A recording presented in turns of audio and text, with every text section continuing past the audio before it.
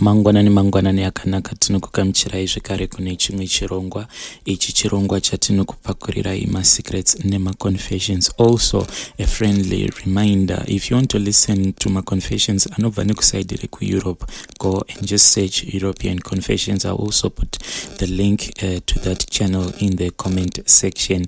Regai vatapinda muchirongwa chedu chemuzuva ranhasi. Hanzi hello mukomanashi, can you please post for me as Haiti? Isusu mukukura kwedu takarerwa nechiporofita, asi baba vangu vaiporofita nemusoro wegora. Misoro iyi yaitogara yakawanda mubedroom mavo. Now ndiri mukomana ane makore 25 ekuberekwa, asi ndine matambudziko andava kusangana nawo mukati mekurarama kwangu akonzeresa kuti ndizouyawo pano pachirongwa chenyu. Baba vangu vaifamba nabankuru aiva mukoma wavo neimwe shamwari yavo. Inini ndakazotanga kufamba navo ndichangopedza form 4 yangu, but after ndapedza kunyora form 4 yangu baba havana kuzomboita 2 years ndokubva vatoshayika. Tichiri kufamba navo baba vasati vashayika, taiti kana tikasvika pamusha usiku hwacho baba vairoverera imwe hoko vasati vapinda mumusha imomo, but vanhu vepamba ipapo vanenge vasingazvizivi kuti tainge tauya usiku tikaroverera hoko. Baba zvekare vaidzura zviya zvekudzura zvikwambo kana nyanga pamunhu, but baba vaiva nedzimwe nyora dzavainge vakatemererwa. Mumba mavo baba vaitogara nemisoro yemakora. Zvimwe zvacho baba vangu vaita vachindiudza, zvimwe zvacho vaita vachindivanzira, asi zvandakanyanya kubatisisa vakandiudza kuti ivo kubva vachikura vainge vakatoudzwa kuti aiva munhu wekuti vaitova nechipo cheuporofita chainge chiri pavari, asi hanzi ngirozi yainge iri pavari yaisada kuti kana vakazotanga kuporofita vatange kubhadharisa vanhu. Saka ivo vakabva vaona kuti zvekushandira vanhu mahara zvainge zvisina kana benefit, ndokuzofamba namukoma wavo vachitsvaka munhu wekuti aikwanisa kuzoshandura ngirozi yainge iri pavari. Baba vangu hanzi pavakatanga kuita zvechiporofita hanzi vaiti kana munhu akauya kuzoshandirwa vakamuporofita vakamubatsira, kana kuri kunzi vakazomubhadharisa, hanzi vairwara zvisingaiti. Dzimwe nguva hanzi vaikwanisa kutoita kana mwedzi wose vakadzima vachiporofita nhando. Izvi hanzi ndizvo zvakazokonzeresa kuti bankuru nababa vangu vafambe vaende kuurungwe. Ivo baba mukundiudza kwavo vainditi, sezvo iwewe uri iwe wega mwana wangu mukomana ndinofanira kukuudza, but nekukura ndava kuona kuti baba pane zvimwe zvinhu zvekuti vaindiudza vachivanziridza. Ivo baba vakangondiudza kuti patakasvika kuurungwe takaitwa zvatakaitwa, then tikabva taendeswa kumakuva tikanorara paguva remutorwa. Kubva ipapo ndipo pandakazowedzeredza chipo changu chekuporofita. Kubvawo ipapo baba ndipo pavakazotanga kuita serious neizvi zvekuporofita. Takatanga takagara kumamisha kusvika baba vazotengerwa imba muHarare neumwe murume wavainge vabatsira. Murume uyu mukadzi wake ainge aine dambudziko rekuti kana akabatira pamuviri mimba dzacho dzaingobva, saka akazobatira pamuviri, then mimba iyi ikabva yanzi yainge isina kugara zvakanaka. Mukadzi iye ainge akatoudzwa kunzi kana kuri kunzi iye haana kuita an abortion, mimba iyi yaikwanisa kuzouraya iye. Ndinorangarira baba vachikwiza dumbu remukadzi uya kusvika mukadzi uya aita umwe mudumbu, akaswera zuva rose achiita mudumbu, akapedzisira ava kusagona kana kutofamba, ainge ava kungochaya akagara. Mwana uyu paakazozvarwa baba vangu ndipo pavakazotendwa neimba inova ndiyo yatinogara kusvika muzuva ranhasi. Tava muHarare ndipo pandinofungidzira kuti baba vakazongoramba vachiwedzeredza urombo hwavo kuti vakwanise kunyatsokuporofita, because ivo vachitaura vanoti ndichisvika muHarare pressure yandainge ndava kupiwa nevanhu vainge vaine mari dzavo yainge yakawandisa. Saka ivo vaitaura vachiti vanhu vazhinji vaiuya kwandiri vaiva vanhu vekuti vaiva nemari, but zvinhu zvavainge vakabata zvinhu zvekuti kunyangwe kwandiri ndaiona kuti apa zvinokwanisa kundikuvadza. Hanzi saka ndakazongoramba ndichiwedzeredza masimba. Baba vakazovhura sowe ravo, ende sowe iri raizara vanhu zvisingaiti, but baba zvavaiita ndezvekuti kana tava kuenda kuchechi. Baba vaikudana kana kuti vaidana kamwe kanzvadzi kangu. Taiti kana tasvika mubedroom imomo, ivo baba pachavo vaisabata misoro iyi yemakora nemaoko avo. Vaingokuudza kuti tora musoro uyo vobva vakupa chimwe chijira ichi dzimwe nguva chainge chiri cheredhi kana kuti cheblack. Saka zvataiita ndezvekuti maburi ayaya emusoro wegora paimbova nemaziso, waipinzira chijira chobva chabuda nekune rimwe buri, wobva wasunganidza ipapo, wobva waenda wobva wanosungirira musoro iwo wegora muchiuno chababa. Baba vaibva vapfeka gemenzi pamusoro. Then baba vaiti kana vava kuporofita, kana vakapfeka musoro wegora, zveshuwa tsono vaiita kunhonga, uye zambuko vaitoudza munhu zambuko kuti zambuko rako riri pakati. Baba vangu vakazoshaya mushure mekunge vazama kubvisa chimwe chikwambo chainge chiri pane imwe imba yaiva kuGlen. I still remember the first day rakauya vanhu ava. Kunze kwainge kwatovira. Vanhu vaivaya vakabva vasvika nezimotikari ravo pamba ndokubva vapaka kugedhi, but havana kuda kuburuka mumotikari mavo. Inini ndakabva ndanzi nababa, enda unonzwa kuti vanhu ava vari kuda chii. Ndakasvika paya ndokubva vataura kuti vari kuda kubatsirwa. Ndakavaudza kuti baba havabatsiri vanhu kana kunze kwavira. Ndakazosiya baba vachienda kumotikari vachinotaura nevanhu vaya, but baba havana kana kuzombotora nguva ndokubva vadzoka mumba. Chavakaita ndechekuti vakangofonera mukoma wavo vanova bangukuru vakabva vauya kumba ndokubva vatanga kutaura. Zita ravakataura izita rekutoti kunyange rikataurwa vanhu vazhinji vanotoriziva. Bangukuru vakabva vati no, vanhu ava vanenge vane mukurumbira, vanhu vekuti vanenge vakabata mishonga yakashatisisa. Siyana nazvo munin'ina. Kunyange ukavimbiswa mari inenge yakawanda sei, siyana nazvo. Ngatiitei izvi zvatiri kuita, ingawani mhuri dzedu dziri kurarama wani. Asi baba vakabva vataura kuti apa mukoma, apa ndipo patabuda napo. Kana tikangoshanda basa iri chete, upfumi hunenge hwapinda mudzinza redu hunenge hwakawandisa. Asi bangukuru vakabva varamwa vakati ita nharo, but inini count me out. Ndokubva vabuda vakaenda. Baba vakazoita nharo ndokuzoenda kunoshandira vanhu vaya vekuGlen, but vakaenda uri usiku. Amai vakatombopopota kuti ko makazvitanga rini zvekuti munoshandira vanhu usiku, asi baba vakaramba. Ininiwo handina kuziva kuti mhiko dzainge dzakapiwa baba nabangukuru dzaiva mhiko dzekuti vaisafanira kushandira vanhu usiku. Hanzi vainge vakaudzwa kuti kunyange munhu akauya ari panhovo yerufu, hautendedzwe kuti unge uchishandira munhu usiku, nekuti mweya uyu wavainge vakatora waifanira kuzozorora usiku. Baba vakaenda kuGlen kuya. Saka tichizoudzwa namadzimai wavainge vakaenda naye ikoko kuGlen, hanzi vakati vachipinda maigara zvinhu izvi, baba hanzi vakabva vananga pagate raigara zvinhu izvi, but vachinosvika pagate riya hanzi vakatanga kuona munhu aiita sekunge ari kutinha mbudzi ari mudining room. Munhu uye hanzi akazongoita sekunge ainge anyangarika. Then baba ndokubva vatanga kuridza mhere ndokutanga kutaura vachiti, ndatemwa nechekumusana kwangu uku, ndatemwa nechekumusana kwangu uku. Hanzi ndokubva vangowira pasi vakabva vabatwa nestroke. From there on kusvika vachizofa, baba havana kuzomborikavha kubva kustroke yavo ikoko. Vakastroka left side ravo rose kusvika mukumbo. Vaisakwanisa kana kumuvha any part yebody yavo kuleft side.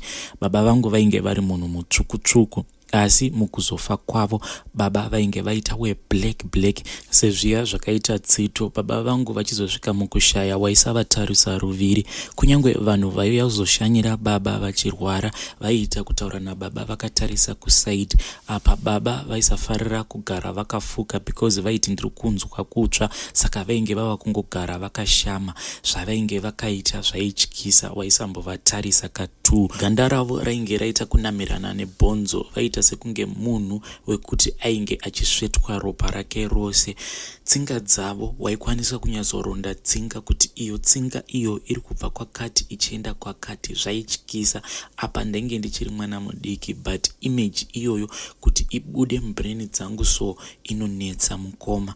izvezvi dambudziko ratava kusangana naro rinoita kuti ndifungidzire kuti baba vane zvimwe zvinhu zvihombe zvavakatora zvekuti havana kundiudza. Madzimai ivo vakataura vakati patakasvika pamba ipapo hanzi baba vangu vakahwandisa dhiri ravainge varonga nevanhu ava vekuGlen, nekuti ivo madzimai vachirondedzera vanoti pavaienda kuGlen baba vangu vainge vachitaura zvekuti chikwambo ichi chinofanira kuparadzwa, but hanzi vachinosvika kuya vanhu vepamba apa vakatanga kutaura mashoko ekurakidza kuti ivo nababa vangu vainge vaita decision yekuti vaifanira kutengeserana chikwambo ichi, nekuti murume wepamba ipapo akabva ataura achiudza baba vangu achiti manje uchatofunga kuti inini ndiri tsotsi nekuti tanga tavimbisana kuti by the time yaunozoya kunoku tichabva tatosainirana mapepa wobva watsvaka driver wako mobva matora bhazi mobva maenda. Manje bhazi racho rabva raita breakdown paMurehwa center, which means tomorrow kana rikagadzirwa parinozouya kunoku wobva wamhanya nadriver wako tobva tasainirana mobva matora bhazi mobva maenda. Fast forward mukomanashi, matambudziko atavawo kusangana nawo ndeyekuti inini ndiri munhu wekuti nemakore angu andava nawo vamwe vezera rangu vatovawo nevana, but inini handisati ndatombova nemwana. Kana ndikakuudzai mukomanashi kuti nezera rangu iri ndatoita vakadzi 3 ende vose vakaenda, 2 vacho ndakatovawana vachiri mhandara, but mimba yakaramba kana kutamba, wechi3 ndakazoti regai nditore munhu wekuti akatombozvara kudhara uyu ainge aine mwana wake 1, but pamuviri pakabva paramba kubatira kusvika iye ega akazosimuka akataura kuti inini panapa ndakauya nemwana wangu, but pamuviri pari kuramba kubatira, saka hama dzako dzinokwanisa kuzofungidzira kuti inini panapa ndakauya kuzongokuchengetesa mwana wangu. Then hanzvadzi yangu iyi inonditevera mukomanashi akamitiswa ari form 4 nemurume wemunhu, but mimba iyoyo yakati yava kunopinda mu6 months ndokubva atanga kungorwara. Paakazoenda kuchipatara akabva audzwa kunzi mwana wake ainge atova ne2 days afira mudumbu ndokubva azoita miscarriage. Kubva ipapo anongochema neni achiti bhuti, I don't know kuti chii chiri kuitika kwandiri, ndinogara ndichingorota ndichirara neumwe munhu. Inini nehanzvadzi yangu takazombofamba mumasowe akasiyana-siyana, but tsanangudzo dzataingopiwa dzainge dzakangoda kungofanana. Takaudzwa kuti baba vangu hanzi vainge vakaromba, asi kuromba kwavainge vakaita hanzi pane umwe mufudzi wemombe ainge ari wechirudzi, hanzi ndiye akachekereswa ndokubva aitwa chikwambo ichi. Saka munhu uyu hanzi akazovimbiswa kuti iye achange achipiwa mukadzi each and every time. Iniwo mukuzobatanidza mashoko andainge ndakaudzwa nababa vangu mupfungwa dzangu zvese nezvainge zvakataurwa namadzimai, ndakazotsvaka information yepamba iyi yekuGlen, ndakazosvika kumba kuya, but ndichisvika kumba kuya ndakaudzwa kuti baba vepo vainge vakashaya, munhu ainge asara ari mubereki ndiamai vepo. Ndakazoapproacha amai vaya but vakarakidza kuti vaisamboda kumbonzwisisana neni. I tried to explain kuti baba vangu vakamboya pano vachizama kuda kubvisa zvimwe zvinhu, but vakabva varohwa nestroke vachiri panapa, but tiri kusangana nemaproblems akati, but vakabva vatondithreatena kuti kana ukaramba uchiuya pano ndinokuvhurira apolice case. Kuti tikwanise kugara pasi nabanguru tichivaudza matambudziko atiri kusangana nawo, ukama hwacho hwava kunetsa because after baba vedu vashaya, banguru vakambozama kuti vatitorere imba, even vakatomboenda kumacourts vachida kuti ivo vave guardian kuti vatitorere imba, but zvakazokona hazvo. Kubva ipapo relationship yedu nabanguru nevana vabanguru yakabva yangoita sekunge yainge yatoparara. Saka kuti titange kuapproacha banguru tinoona zvichirema. Handiziviwo mukomanachi kuti tingawanawo rubatsiro rwakaita sei kubva kumhuri yeZimbabwe, because inini nehanzvadzi yangu tatambura zvisingaiti. Zimbabwe ndiyo message yatakatumirwa nemwanakomana uyu, iye nehanzvadzi yake vari kushungurudzika zvisingaiti. Then later on akazotumira another message akati, mukomanashi pamunozouploada voice message yangu please ndanga ndichikumbira kuti muwedzere kuti kuna amai vekuGlen kana kuri kunzi vakazonzwa voice note iri ivo vachaziva kuti nyaya iyi ndiani aitaura. Ndiri kukumbirawo kuti please ngavadzore moyo wavo vatisunungure kana kuri kunzi chikwambo chavo ichi ndicho chakagara pahanzvadzi yangu. unfortunately voice note rake handina kukwanisa uploada nenhau yekuti akaita voice note achirakidza kuti ainge achifamba ende painge paine ruzha rwakawandisa. Saka last time vedare mainge makati kana ari mavoice note ane ruzha ndisama uploada. Reke tibva taenda panyaya yedu inotevera. Hanzi makadi mukomanashi, please help me out. Ndiri situation yakaoma. Tete vangu vari kuda kuti ndidanane na landlord wavo kuti ivo vasabhadhare rent. Ndiri musikana ane 19 years uye ndiri nherera. Tete vangu vakanditorawo kubva kuZimbabwe vakabva vati ndiuyewo kuno kuSouth Africa kuti ndikwanise kuwanawo basa rekushanda. So ndichisvika kuya ndakasvika pamba pavaigara vakabva vatanga kunditengera mafuta aya ekunakisa ganda anonzi Kerolite nekuti ndinwe mapiritsi ekuti ndisimbe. Mapiritsi aya akabva andibvuma ndikabva ndatanga kusimba sezvo ndainge ndiri munhu wekuti ndaingogara ndiri pamba ndisingashandi. Ivo kuti ndivaudze kuti tete ndiri kukumbirawo kuti ndimbopinda mutauni nditsvake basa, mungava muri mumaIndian kana kuti anyway, nekuti pane umwe musikana ainge akandiudza kuti iwe hako wakatogarira mumaoko, kana uchida basa riri easy ndinoenda newe kutown. Pane mamwe maNigerian vanopa vanhu mabasa ekuti unoswera the whole day uchipa vanhu mapepa pamarobots, at least unokwanisa kuwana start. Akabva atondiudza kuti dzimwe nguva vamwe vanhu vanotowana mabasa stay in pamarobots iwawo, nekuti vamwe varungu hanzi vanobva vatokubvunza kuti hausi kuda basa here, murungu obva atokutora. Tete ndakavaudza but ivo vakabva varamba vakati gara pano, iwewe ndichakutsvakira basa personally. Ndakaita 2 months ndakagara hangu pamba, ndakabva ndatanga kuona kuti zveshuwa ndainge ndava kutochinja semunhu ainge achingoswera ari mumba.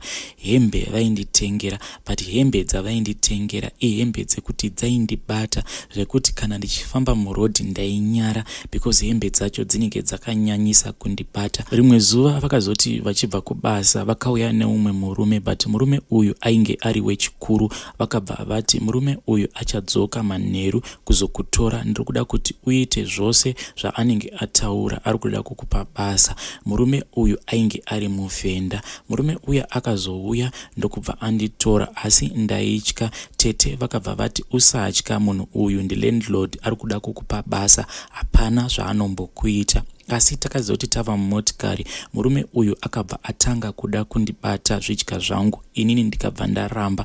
Akabva ati ko uri kurambirei? Ingawani ndapa tete vako mari yekuti mutenge grocery remwedzi wose, why uri kuramba kuda kurara neni? Takadzokera kumba kuya vakabva vatanga kutaurirana na tete. Ini vhenda handisati ndava kunyatsoinzwa, ndinongoziva mashoko ekumhoresa nekuita sei. Vakabva vatanga kutaudzana, but mukutaudzana kwavo vairakidza kuti vainge vari vanhu vekuti vaisawirirana.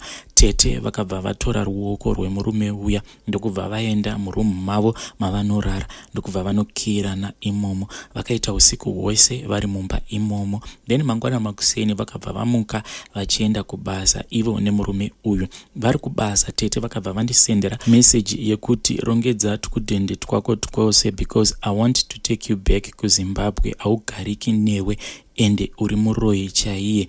Mukomanashi, I am so confused. Handizivi kuti ndoita sei. Ndodanana here na landlord watete vangu apa? Murume uyu muhombe zvisingaiti, already ane vakadzi vake 2. He is old enough to be my grandfather. Apa tete vakazondibudira pachena kuti ndiri kuda kuti udanane naye. Ndiyo message yatakatumirwa naID vedare. Mwana uyu ari kuda kutotorerwa advantage chaiyo. Rekai tibva taenda panyedo inotevera. Hanzi makadii mukomanashi? Inini ndiri kuda kungoreurura kuti ndakafuratidza murume wangu kuti asada mwana wake. Ndiri mukadzi ane 34 years, ndakaroorwa nemurume ane mwana wake. Inini nemurume uyu takasangana muSouth Africa. Iye naamai vemwana wake vakaparadzana 9 years ago. Havana kukwanisa kugara zvakanaka nekuda kwekuti vabereki vemurume wangu vainge vachipindiridza muimba yemwana wavo. Vakatombozamawo kuzviita pandiri pandakatanga kugara nemurume wangu uyu. Vakabva vamuudza kuti kana ukazorwadziswa nehure rako rawasangana naro ikoko kuJoni, isu utizive kuti atife takakubatsira.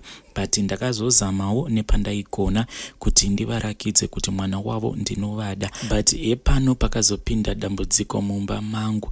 Mukoma Nashi ndiri munhu wekuti ndakazama by all means kuti murume uyu ndimuitire mwana. I tried for many years but mimba yakaramba kubata. Ndakasvika pakupfekedzwa magaliki kuzasi, malemon, hakuna chandisina kupfeka kuzasi. Kunyangwe bute chairo ndaita kurara ndakaripfeka. Ndakanwiswa zvinhu zvinovava Mukoma Nashi, asi mimba yaramba kubatira. Ndaona kuti imba yangu yava kutoparara nenauye kuti murume ainge ava kungoramba achidhimandira mwana. Ndakazofambawo ndikaendawo kune rimwe sowe ndokubva ndaitirwa muteuro wekuti ndifuratidze murume wangu kuti asarangarira mwana wake ari kuZimbabwe, because murume wangu ainge ava kurakidza kuti ainge ava kuita achitaura nemukadzi uyu waakazvara naye mwana. Zvaaiita ndezvekuti makuseni achienda kubasa aimuunblocka, then usiku kana ava kudzoka kumba aibva amublocka. But on this day zvinorakidza kuti kuda vakataurirana zvinhu zvainakidza, murume wangu ndokubva akanganwa kumublocka. Inini usiku hwacho ndini ndainge ndakabata foni, ndainge ndichitotamba hangu Candy Crush. All of a sudden pakabva papinda message ichibva kumukadzi uya, akati wava kumba here, I just want to send you this last message. Tanga tisina kuzonyatsokuwirirana. Ndakabva ndati aiwa handisati ndapinda mumba. Akabva asenda voice note achitaura achiti zvese zvamataura ndazvinzwa, handina kana dambudziko nazvo, asi chandichatarisa ndechekuti kuti ndizoita decision yekukuitirai umwe mwana zvichabva kwamuri. Mabatiro amuchange muchindiita ndiwo achakonzeresa kuti ndikuitirei umwe mwana. Mukoma Nashi ndakarwadziwa, but voice message yaiya ndakabva ndangoideleta ndokubva ndanyarara zvangu. Murume wangu akangokontinya achingoblocka nekuunblocka, kublocka nekuunblocka.